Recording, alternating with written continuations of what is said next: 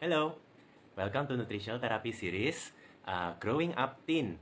Di sini ya sesuai request karena beberapa mami-mami, daddy-daddy request bagaimana caranya handle anak-anak zaman now. Dimana saat puberty ini ya zamannya sudah beda, challenge-nya sudah beda. Jadi it's good buat teman-teman update kira-kira tips and tricks buat raising teenagers untuk membesarkan remaja yang sehat lahir dan batin. Oke. Jadi basically maksud saya masa-masa remaja ini apa sih? Ya, definisi saya ini masa-masa remaja itu untuk yang umur antara umur 11 sampai umur 21. Ya, baik cewek maupun cowok. Di situ ya, kalau ingat-ingat masanya saya teenager, ya basically itu banyak banget terjadi perubahan di tubuhku. Jadi selama kita hidup ada masa-masa pertumbuhan di mana pertumbuhannya itu lumayan drastis. Yang pertama itu saat sebelum balita, dan yang kedua ya saat-saat puberty ini, umur 11 sampai 21. Ya, tiap orang mulainya beda-beda. Bahkan akhir-akhir ini ada juga yang mulainya agak awal gitu. Jadi don't worry guys, setelah series ini semoga cukup untuk merangkum case-case umum yang selama ini klien-klien saya curhat ke saya. Jadi akan saya paparkan ya tipikal isu yang umum untuk para remaja, oke? Nah, basically teenager ini what happens sih? Itu masa-masa dimana memang perubahannya yang paling banyak. Kalau untuk orang tua, itu masa-masa dimana pengeluarannya paling banyak. Itu umur-umur saat kita investasi untuk ya tunas bangsa istilahnya, dimana kita banyak keluar untuk ya sekolah, terus belum lagi umur-umur seperti itu permintaannya sudah tahu cara minta sesuatu dan lumayan pinter. Jadi untuk makan dia bisa cari sendiri atau request, bahkan merengek-rengek. Terus belum lagi itu umur-umur mencari jati diri, jadi dia pingin hairstyle yang terbaru, yang keren. Terus baju, fashion, wah selalu berubah-berubah kan. Belum lagi hobinya tuh, dia suka main game apa enggak, dia suka baca komik, dia suka olahraga apa, atau mungkin hobinya agak mahal gitu. Jadi belum lagi itu umur dimana anak lebih pintar dari orang tua. Karena zaman now mereka semuanya serba digital, informasi itu mudah sekali dicari, tinggal klik search, ya. Dan mereka tinggal merangkumkan, mereka jadi lebih pintar dari siapapun. Nah, jadi agak tricky, cuman kali ini saya akan bahas lebih banyak ke kesehatan dan faktor-faktor yang ada berhubungan dengan kesehatan mereka ya, gitu. Jadi, apa yang terjadi sih dalam tubuh seorang remaja itu? Ya basically itu saat-saat dimana umur mereka ini hormon pertumbuhannya sangat aktif, ya. Dan hormon ini diproduksi dari kelenjar pituitari dan banyak bekerjanya terutama saat tidur di malam hari. Ya, efeknya apa? Ya selama bertahun-tahun itu, ya yang pasti perubahan di postur tubuh. Mulai tumbuhnya tinggi, berapa senti gitu. Terus tulangnya, strukturnya mulai berubah. Jadi untuk cowok jadi lebih bidang, lebih tegap. Untuk yang cewek jadi lebih badannya lebih berbentuk, ada yang bentuk pear, bentuk biola, hourglass atau bentuk apel, ya begitulah ya. Terus belum lagi posturnya, dalam hal baby fat. Nah, itu ceritanya seperti anak ayam ya. Yang sebelumnya warnanya kuning, terus sudah masa pertumbuhan otomatis bulu-bulunya mulai rontok dan mulai digantikan dengan bulu-bulu ayam dewasa. Yaitu basically untuk merangkum masa-masa puberty itu seperti itu. Terus belum lagi suaranya berubah, terutama buat cowok ya. Kayak saya dulu sebelum suaranya berubah tiap kali telepon di call center selalu dipanggil ibu. Tapi setelah umur segini ya bersyukur saya dipanggil bapak. Kalau dipanggil ibu terus nanti self image saya kacau. Terus belum emosi karena hormonnya mengubah banyak hal fisiologi di dalam tubuh kita, otomatis efek sampingnya emosi agak susah direm. Kalau sedih bisa sedih banget, kalau marah bisa meluap-luap. Jadi ini masa-masa juga sering terjadi pertengkaran. Tapi guys, ada beda tipis dengan bipolar ya. Jadi itu tergantung dengan seberapa dekat Anda komunikasi dengan anak-anak atau anak-anak komunikasi dengan orang tua ya. Dari situ Anda akan tahu bedanya antara bipolar dengan yang memang emosinya naik turun. Itu bukan karena anak Anda gila dan karakternya jelek, itu memang karena hormonal. Jangan khawatir, saya pernah melewati masa-masa itu. Terus nafsu makan jadi meningkat karena perubahan tubuh yang lumayan ekstrim selama bertahun-tahun, otomatis perlu tenaga ekstra dan nutrisi yang lengkap ya. Jadi yang biasanya bisa makan 2 hari sekali, nah ini makannya bisa sampai berkali-kali. Contohnya kalau saya, ya kebetulan saya juga olahraga aktif ya. Jadi makannya bisa 6 kali sehari, itu main meal, makan berat gitu. Nah hati-hati, nanti saya akan berikan tips-tips di saat nafsu makannya meningkat, gimana supaya tidak mengganggu kesehatan. Oke? Terus juga dalam hal kulit, wah jadi gampang muncul jerawat. Karena rata-rata anak-anak remaja itu produksi minyaknya itu ekstra, kolagennya itu produksinya juga ekstra. Jadi efek sampingnya secara umum wajahnya lebih berminyak ya. Jadi perlu dikontrol minyaknya. Dan umur segitu biasanya ya kulitnya agak sensitif, jadi agak hati-hati. Cuman ada kasus tertentu di mana kalau misalnya kulit remaja itu kering atau ada bercak-bercak seperti itulah, itu kasus khusus. Tapi pada umumnya kulit wajah biasanya berminyak ya gitu. Terus ya mulailah masalah di sekitar itu, nanti saya bahas. Terus nah, muncul bulu di tempat yang tidak biasa diketahui. Di ketiak, ya di sini tuh ada jenggot, ada kumis gitu. Mungkin ya sekarang untungnya kumisnya bisa nyambung ya. Ya ada beberapa yang kayak lele gitu. Ya, jadi bulu-bulu juga mulai bertumbuhan, mulai adaptasi cara untuk merawat diri gimana, karena ya mulai bau atau gimana. Terus nah ini yang paling beda. Untuk cewek mulai ada tamu bulanan. Nah, muncul bercak, santai Anda tidak ngompol, tapi itu memang proses alami di mana rahim perlu dibersihkan secara berkala. Itu bukan karena luka internal ya, itu namanya mens atau haid ya, di mana sudah merasakan, kadang ada yang ya nggak terasa tiba-tiba keluar, tapi ada juga sampai mual, sampai nggak bisa jalan, itu istilah Jawanya dilep ya, sampai sakit banget, bloated, terus emosinya tambah naik turun, rambut bisa mudah rontok dan macam-macam. Itu untuk cewek. Nah, untuk cowok gimana? Untuk cowok ada selain muncul jakun, ini kelihatan nggak ya? Ya, selain muncul jakun karena suaranya berubah, cowok juga ada istilahnya mimpi basah, ya. Jadi buat anak-anak cowok, jika kalian pas tidur begitu bangun kerasa ada yang basah-basah dan kalian yakin nggak ngompol, jangan khawatir, itu beneran bukan ngompol. Itu namanya mimpi basah, berarti hormon seksual Anda juga mulai aktif. Jadi ada ya tongkat yang keras di pagi hari itu normal ya. Oke, jadi ya hal seperti itu ada bagusnya ya, cerita kepada orang yang Anda percayai. Lebih bagus memang kepada orang tua, tapi tiap keluarga memang case-nya beda-beda. Oke, nah dari situ banyak sekali perubahan, jadi banyak juga hal-hal yang perlu kita adaptasi. Terus selain itu juga lifestyle-nya remaja gimana? Ya juga ada perubahan lifestyle-nya. Seperti karena sudah pinter, bahkan bisa order online sendiri misalnya, jadi mungkin pola makannya mulai kacau. Apalagi kalau orang tuanya lumayan sibuk terus dititipkan ke eyang, opa, oma. Nah, itu kadang ada saatnya dimana nggak bisa dikontrol, ya terpaksa ya anak-anak remaja ini bisa pilih makanan sendiri. Belum lagi kalau yang tipenya suka main game gitu. Jadi selagi main game, snacknya tuh kira-kira apa yang dipilih? Yang mudah-mudah dibikin atau minumannya gimana tuh? Ya, jadi ada kalanya karena mereka sudah pintar, mereka bisa cari makanan sendiri dan kurang pintar untuk memilih. Apalagi tuh kalau nafsu makannya lagi meningkat, terus pilihan makannya terbatas, ya udah cari makanan yang paling cepat, siap saji atau yang sintetis, yang package seperti itu. Dan ya minuman-minuman, zaman now makanan yang ditargetkan untuk remaja itu banyak banget.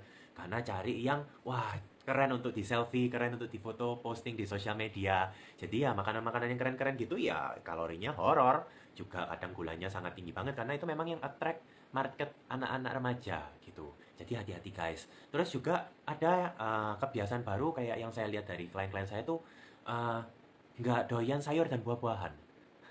Jadi dari kecil nggak dibiasain atau nggak doyan juga nggak dikerasi, akhirnya dia umur segitu lebih susah lagi nggak suka sayur dan buah-buahan. Jadi kalau setiap kali ada makanan ada potongan brambang ya, bawang-bawang gitu, dipilih satu-satu gitu. Terus ada juga yang nggak doyan buah-buahan gitu juga ada. Ada juga yang malah ada yang nggak doyan daging. Karena kalau kunyah rasanya nggak enak gitu atau perutnya kerasa nggak enak. Nah itu juga nanti lampu merah ya, warning sign. Terus ada juga nggak doyan minum air. Nah itu masa remaja ada loh guys. Karena mereka lebih suka minum teh, ngafe gitu. Jadi air itu terasa kurang nikmat. Jadi nggak suka air sama sekali. Bisa jadi minum airnya dikit banget gitu. Itu juga bahaya nanti. Terus umur-umur seperti ini kan self awareness-nya lumayan tinggi untuk self image ya. Jadi dalam bentuk bentuk badan segala gitu. Jadi ada saat-saat dimana umur-umur segini, wah pada diet nggak jelas. Ya hati-hati di saat pertumbuhan itu nggak boleh ya, nanti saya akan bahas. Terus mulai juga banyak entertainment, mobile game, kayak online game seperti itu. Terus sosmed juga episode-episode yang berseri itu mulai keren-keren. Dan bagusnya itu internet sekarang bisa mendetek kesukaannya kita. Jadi dia akan keluarkan iklan dan sekali kita swipe-swipe itu selalu hal-hal yang selalu kita suka lihat gitu loh. Jadi hati-hati guys, itu juga akan memberikan efek samping di kesehatanmu untuk seorang remaja. Terus belum lagi ekspektasi, stres karena ekspektasi. Umur 11 sampai umur 21 dalam hal edukasi maupun tekanan hidup itu juga tambah tinggi. Karena dalam hal sekolah juga tambah susah, belum lagi ujian, belum lagi PR, belum lagi aduh kamu sudah punya pacar atau belum. Ya umur segitu belum benar-benar perlu pacar sih. Cuman ya ada ekspektasi dari orang tua, anak-anak mesti hebat secara akademi atau seperti apa. Jadi itu stres mulai banyak di umur-umur seperti ini. Juga mulai ada kayak bullying dari teman-teman sekolah. Dimana zaman dulu kalau bullying ya guru bisa tegas, kasih penggaris gitu. Tapi sekarang, nah kita lihat nanti parentingnya dari bullying gitu apa bisa dientaskan itu juga tergantung dari cara parentingnya ya guys. Jadi itu nanti juga akan saya bahas juga. Body shame juga mulai tuh bagian dari bullying. Umur-umur segitu sangat sensitif. Jadi hati-hati ya. Di situ juga ada case-case ya juga contohnya seperti anoreksia, bulimia itu kelainan secara psikologis jadinya dia takut oleh makanan dan sangat aware dengan bentuk badan. Anoreksia itu jadinya kalau lihat di cermin meskipun kurus sampai terlihat tulang dia masih kerasa kurang langsing. Bulimia juga jadi saat makan gitu dia kerasa bisa menikmati makanan tapi dia akhirnya kerasa guilty ini kalorinya tinggi terus akhirnya dimuntahkan gitu. Terus obesitas. Jadi saya juga mulai ada klien ya mulai SD aja sudah ada yang mulai beratnya ya sampai 70 kilo. Bahkan yang SMP SMA sudah ada yang beratnya 90 kilo. Rekornya saya itu handle yang 190 kilo. Oke, jadi obesitas itu mulai hal yang lazim untuk anak-anak remaja itu. Terus ada juga yang ada gangguan hormon. Kalau ini case-case khusus ya. Jadi tolong sebagai orang tua juga sensitif. Jika Anda memang sebagai orang tua punya kondisi gangguan hormon yang memang sifatnya hereditary, jadi diturunkan ke generasi selanjutnya, tolong dites. Karena itu akan mempengaruhi tumbuh kembangnya anak dan perkembangan hormon pertumbuhannya itu. Jadi kayak hormon tiroid, hormon insulin itu biasanya ngefek dan malnutrisi juga efek dalam hal pertumbuhan. Oke, saya Pak. Tapi positifnya ya dari semua perubahan ini, jika anak-anak ada masalah terutama di struktur tubuh. Jadi contoh yang paling banyak saya cek itu skoliosis, lordosis, kifosis. Nah, umur seperti ini bisa diterapi guys secepatnya. Karena jika sudah melebihi umur 21 itu jadi permanen. Ya, jadi itu umur-umur ideal untuk terapi tulang. Jadi jika Anda melihat anak-anak Anda ya mulai susah duduk lama-lama misalnya apalagi main game kayak gini atau baca kayak posisinya itu berbeda-beda dan aneh-aneh, coba dicekkan gitu apakah itu lurus. Ya, itu bisa diterapi dan umur segitu memang ideal untuk secepatnya diterapi. Nah, oke, saya bahas masalah yang paling banyak ditanyakan ke saya nomor satu. Gimana caranya tinggi? Ya, oh nggak boleh angkat beban yang berat-berat di gym gitu nanti susah tinggi. Terus mesti banyak renang, mesti banyak apa gitu ya, itu banyak sekali ya tips and tricks. Tapi pada dasar, bahkan ada yang juga perusahaan suplemen menjual, oh kalau Anda pakai suplemen ini bakalan mudah meninggikan badan. Bahkan di negara maju, ada resep untuk obat yang mengandung hormon pertumbuhan. Tuh, dicampur dengan vitamin-vitamin. Jadi agak hati-hati ya, jangan asal beli hal-hal seperti ini. Tolong konsultasi dengan orang yang memang paham. Belum tentu Anda perlu mengambil obat-obat semacam itu ya. Kadang dengan nutrisi yang cukup saja sudah oke. Jadi seperti apalagi Anda kalau mau tinggi, tolong jangan fokus cuma dengan tingginya ya. Ya, jadi kadang Anda mau tinggi terus akhirnya, oh saya mesti konsumsi protein dengan dosis tinggi, kalsium dengan dosis tinggi. Hati-hati guys, kalau terlalu tinggi juga nanti kreatinnya tinggi, nanti ginjalnya bocor loh. Apalagi kalau minumnya kurang. Apalagi ya minumnya kurang juga konsumsi kalsium terlalu tinggi juga hati-hati batu ginjal kalau terjadi kalsifikasi. Ya, belum lagi kalau konsumsinya banyak suplemen-suplemen atau vitamin-vitamin yang untuk meninggikan badan. Ya kita nggak tahu ya kalau ternyata suplemen dan vitamin itu apakah pure untuk meninggikan badan atau dia ada filler yang mengandung gula seperti itu. Itu juga bahaya guys. Jangankan tinggi nanti akan muncul masalah-masalah kesehatan yang lain ya. Jadi basically kalau Anda pengen tinggi badannya tinggi ya otomatis olahraga itu pasti dan basically olahraganya divariasi aja. Beban itu boleh, Tapi juga jangan lupa stretching, jangan lupa cardio, itu juga akan membantu. Dan asupan makanan juga yang teratur, nggak boleh lapar, dan pilihlah makanan yang real food, jangan yang snack. Terkadang ini ada anak-anak remaja yang lebih suka nyemil ketimbang makan berat. Kenyang, makan bakso 50 buah, kenyang, tapi nggak ada kandungan nutrisi, itu malah bahaya nanti untuk pertumbuhan ya guys. Terus untuk tinggi, ya memang betul, perlu nutrisi-nutrisi seperti itu. Tapi basically jika nutrisinya lengkap, maka itu akan membantu tingginya tubuh kok. Nggak cuma kalsium, protein, ya masih ada omega 3, masih ada vitamin yang lain, mineral lain yang bisa mendukung secara holistik pertumbuhan Anda, tidak cuma dengan tinggi badan. Terus satu lagi, jangan begadang. Paling tidak tidurlah sebelum jam 12, jangan lebih dari itu. Karena hormon pertumbuhan itu justru aktif di saat kita tidur. Ya, tinggi badan itu meningkat bukan di saat kita awake, ya. Tapi tinggi badan kita bertambah itu justru di saat kita tidur. Jadi, make sure teman-teman, tidurnya itu deep sleep. Jangan yang terganggu, jangan yang terbangun untuk pipis. Atau ya apapun itu juga jangan terganggu deep sleepnya. Bangun tidur harus seger. Ya, itu.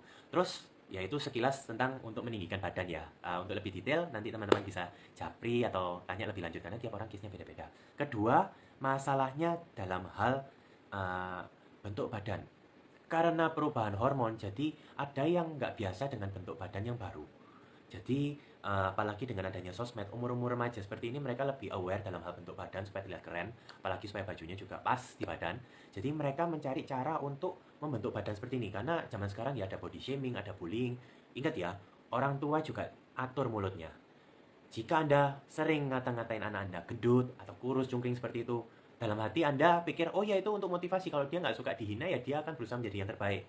Nggak semua personality anak seperti itu. Jika itu jadi negatif, maka dia akan jatuh ke anoreksia, ke bulimia, sampai mencoba diet-diet atau program-program atau obat-obat yang seharusnya nggak boleh dicoba.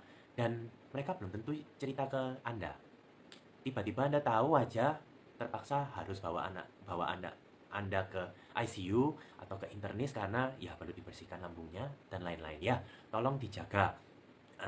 Ingat untuk umur pertumbuhan seperti ini jangan diet yang aneh-aneh karena jika Anda merusak enzim pencernaan Anda dan sistem pencernaan itu nanti akan bayar harga hingga dewasa ya. Ini masa pertumbuhan, otomatis pencernaan itu sangat sensitif, jadi tolong berikan asupan nutrisi yang benar ya. Gemuk itu belum tentu karena nutrisinya kebanyakan ya.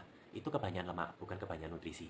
Kalau kurang gizi, opsi yang satu bisa kurus, kering, tapi opsi yang kedua bisa gemuk untuk menyimpan energi karena kurang gizi itu, ya. Jadi be wise guys. Terus ada juga case ketiga itu kulit jerawat. Nah, hati-hati. Umur segini, kenapa sistem pencernaan perlu kuat? Karena saat-saat seperti ini kita tidak tahu kalau anak kita ini lumayan sensitif. Jadi apalagi yang mulai fitness, nge-gym, terus coba-coba susu protein atau yang ya produk-produk seperti itu. Jika sistem pencernaannya kurang kuat atau mungkin dia kena laktos intoleran atau intoleransi terhadap produk dari susu sapi seperti itu, nanti bisa muncul jerawat. Nggak cuma di wajah ya guys, ada yang sampai di punggung. Dan itu untuk membersihkannya juga perlu waktu. Itu ada sendiri terapinya di saya, cuman ya perlu benar-benar mendengarkan ya. Jadi ada beberapa hal yang nggak bisa dikonsumsi, jangan asal beli. Mungkin, oh aku kurus, aku kepingin menggemukkan, terus akhirnya dia konsumsi seperti itu. Atau, oh aku mau ngurusin, aku mesti konsumsi ini. Ya itu hati-hati guys. Ya, karena dokter kulit di umur seperti itu juga lumayan mahal. Dan masa puberti ini belum dewasa juga nggak kecil-kecil banget. Jadi kulitnya ini nggak bisa asal-asalan pakai skincare yang untuk orang dewasa. Belum tentu juga bisa ke klinik. Juga masih tergolong ya sensitif gitu. Jadi tolong juga diperhatikan ya. Jadi hal seperti ini memang ada sabun yang mungkin bisa bantu untuk transisi untuk ke dewasa. Atau ada bagusnya cari skincare yang memang untuk remaja. Itu biasanya ada. Terutama yang untuk sensitif. Terus jerawat. Biasanya jika ada jerawat itu sumbernya itu macam-macam. Bisa karena kualitas tidurnya terganggu, bisa karena makanannya terganggu, bisa karena hormon mungkin mens sama haidnya kurang lancar, atau mungkin ya karena apa? Ya banyak hal deh yang bisa membuat itu jerawat. Jadi ada cara melihat jerawat yang sehat sama tidak sehat. Kalau sehat lebih cenderung pink dan warnanya agak mendekati ke darah segar itu bagus. Jika jerawatnya lebih ke warna gelap dan kecoklatan, seperti itu berarti itu jerawat yang kurang sehat. Nah, dari posisinya juga bisa dilihat, bisa diprediksi. Misalnya jerawatnya sistemnya yang besar dan gede, nah itu biasanya karena pencernaan, atau yang breakout yang kecil-kecil gitu bentusan, nah itu mungkin karena kurang tidur atau hormonal. Jadi dari jerawat pun bisa indikasi kita itu kurang sehat di mananya. Nah itu nanti ada topik yang lebih lanjut di modul yang lain ya, soal skincare dan perawatan wajah. Terus belum lagi selain diet, uh, kebiasaan tidur ya. Karena umur segini mungkin sering lihat gadget ya atau TV, terus hiburannya seperti itu, misalnya orang tua nggak mau diganggu, terus akhirnya udah nonton video aja seperti itu. Nah, karena banyaknya hiburan, kadang ngeliat sosmed, karena sosmed bisa tahu apa yang kita suka melihat. Jadi mau nggak mau tiap swipe kita ngelihat hal yang keren, akhirnya kita nggak sadar. Oh, satu season sudah selesai. Berarti Anda sudah menyelesaikan 6 sampai 10 episode dalam sehari. Atau baca komik, oh kok lagi seru-serunya gitu. Oh, kok ketemu judul yang baru yang keren gitu. Oh, lagi hits. Ya, jadi karena itu akhirnya begadang untuk main game, untuk yang lain-lain. Dan gangguan sleeping pattern ini akan mengganggu hormon pertumbuhan ya teman-teman. Jadi jaga badan juga jika tidurnya juga tidak teratur, terbangun, nggak ada deep sleepnya keganggu, itu nanti juga efek di sistem pencernaan. Ya, asam lambung juga dimulai dari situ, hipertensi juga dimulai dari situ. Ya, jadi terkadang hanya sekedar itu aja juga membantu. Dan supaya tidurnya lebih enak, terkadang umur-umur segini ini masa-masa juga kena insomnia, apalagi yang mendekati kuliah tuh. Mendekati tugas akhir, jadi begadangnya sampai gimana. Mungkin kalau SMP, SMA masih tinggal bareng orang tua atau gimana ya masih di satu kontrol, tapi begitu kuliah, merantau lah, itu sudah nggak ada yang kontrol, mulailah ada yang insomnia gitu. Biasa curhat-curhatnya banyak tuh. Jadi, terkadang yang paling simpel ya, minum air yang cukup juga membantu loh. Jadi teman-teman tolong, doyanlah, gemarlah minum air ya. Jangan sampai terbawa hingga dewasa kalian nggak suka minum air. Air itu murah, low, zero calorie, dan sehat. Tapi memang ada takaran minumnya ya. Jangan terlalu kurang, jangan berlebihan. Oke, tuh. Terus dari situ ya teman-teman perlu belajar cara menghandle ini. Dan juga lingkungannya harus kondusif untuk mensupport teenager ini supaya bisa tumbuh to be the best. Nah, tipsnya gimana? Mungkin kita punya solusi ya, tapi ada kalanya dimana kita memberikan solusi, tapi ya anak remajanya kita juga nggak mau dengerin. Belum lagi nanti di-compare lewat searching gitu. Waduh, kalah hawa. Apalagi ya Anda yang memberikan masukan tapi Anda tidak melakukan. Nah, jadi tips nomor satu supaya anak remaja Anda tumbuh kembangnya juga sehat secara jasmani dan rohani, ya nomor satu, biasakan open discussion. Dia bakal banyak kata-kata why, kenapa, kenapa, kenapa. Bakal banyak mempertanyakan Anda. Jangan khawatir, itu memang sebuah fase. Anda juga perlu pintar. Jangan hanya pintar di pekerjaan, tapi Anda juga perlu belajar jawaban yang benar untuk anak. Sebagai parenting, anak-anak misalnya tanya tentang seks, ayo bisa jawab atau tidak? Atau mungkin agama tertentu, apakah boleh anak Anda gini gini gini? Atau tentang pornografi, ya hal-hal yang seperti itu Anda perlu tahu cara jawabnya. Bahkan jangan masa puber ya, sebelum itu aja anak bisa tanya loh. Jadi orang tua harus diperlengkapi jawaban-jawaban yang smart supaya anak-anak ini nggak mencari sumber jawabannya dari sumber yang tidak diinginkan ya. Jadi open discussion supaya juga menghindari dari predator-predator di luar sana. Predator itu ada yang dari sosmed, ada yang dari teman-teman terdekat Anda, bahkan lingkungan agama, sekolah yang menurut kita aja aman, itu ada aja loh predator-predator seperti itu. Jadi dari awal kita perlu menanamkan hal apa yang perlu diceritakan ke kita. Seperti contohnya kalau anak saya ya, jika ada yang pegang ini nggak boleh ya, nggak boleh orang segampang itu mesti gini-gini. Jadi Anda perlu tanamkan standar yang sehat untuk anak-anak. Supaya jika ada teman-temannya yang coba mempengaruhi, dia tahu mana yang benar, yang mana yang salah, dan dia bisa diskusi dengan Anda sebagai orang tua. Ya, terus dalam hal ini juga ada bagusnya. Jadi di saat ada mimpi basah, ada mens atau apa gitu, jika dia kerasa minder, ada jerawat, jika Anda tahu cara menghandlenya, maka Anda menjadi tempat yang keren untuk dicurhati dan untuk dimintain solusi. Jika Anda memang nggak tahu jawabannya, ya jujur aja, bilang saya nggak tahu jawabannya, tapi nanti saya akan cari tahu, aku kasih jawabannya dulu ya, gitu. Itu jadi buffering the answer. Kita antri, tapi dicatat supaya jangan lupa suatu saat ingat nggak di saat kamu tanya soal ini loh aku ada jawabannya gini. Atau pakai pihak ketiga, misalnya dia lebih mendengarkan orang lain seperti omnya atau siapa. Nah, bisa infokan ke omnya kalau ada tanya gini tolong dijawab seperti itu ya. Jadi itu karena orang tua belum tentu bisa menghandle itu semua. Memang ada kalanya perlu pihak ketiga, karena saat masa remaja ini mereka lebih suka compare, membanding-bandingkan. Selain searching, terkadang mereka lebih suka tanya ke orang lain ya. Jadi itu ada beberapa case sih di klien-klien saya. Terus sebelum Anda mencoba mengajari anak Anda, cobalah jadilah good example. Jadi contoh yang baik, jadi role model yang baik. Jika ingin anak Anda nggak suka bohong, ya Anda jangan suka bohong. Jangan kasih jawaban yang bodoh ke anak-anak, karena mereka tahu jika Anda bohong, dan mereka akan ingat terus, dan akan memakai itu sebagai senjata makan tuan. Ya, jadi untuk nutrisi pun, Anda kalau ingin anaknya sehat, ya Anda kasih contoh yang baik. Jangan suka nyemil, apalagi menstok di lemari cemilan-cemilan, supaya kalau dia lapar, harus ngambil. Sekali dia punya kebiasaan seperti itu, Anda nanti kalau mau hidup sehat, dia akan lebih berkuasa di rumah itu dibandingkan Anda. Apalagi kalau anaknya lebih gede. Kalah fisik lagian, ya, itu. Karena jika Anda bisa jadi role model yang bagus dan rumah itu menjadi tempat yang nyaman buat anak-anak, kasus-kasus seperti anak lari dari rumah atau ya drama-drama seperti itu tidak akan terjadi, dan jika kesehatan mentalnya sehat, otomatis badannya juga akan ikut sehat. Ya, terus ada saat dimana mereka dibully atau kena shaming. Ya, sebagai orang tua juga tolong ya jangan bilang ini terlalu kurus atau apa gitu. Hi, jelek banget kamu pakai baju ini, kelihatan lemaknya di mana-mana. Hati-hati dalam berbicara, karena anak zaman now itu sensitifnya lebih ekstrim dibanding anak zaman dahulu, ya. Jadi tolong jangan bilang kayak, oh mama papa zaman dulu saat umurmu. Aduh, itu bahasa-bahasa yang alergi buat anak-anak zaman now ya. Tolong jangan bicara kayak dulu-dulu. Ya sekarang, dulu saya atlet, sekarang Anda menyedihkan. Nah itu tolong jangan jangan sok tahu ya. Karena comparisonnya itu di search loh, search engine, hati-hati. Nah di saat mereka diserang oleh sosmed, temannya maupun lingkungan, Anda harus siap menjadi tamengnya mereka.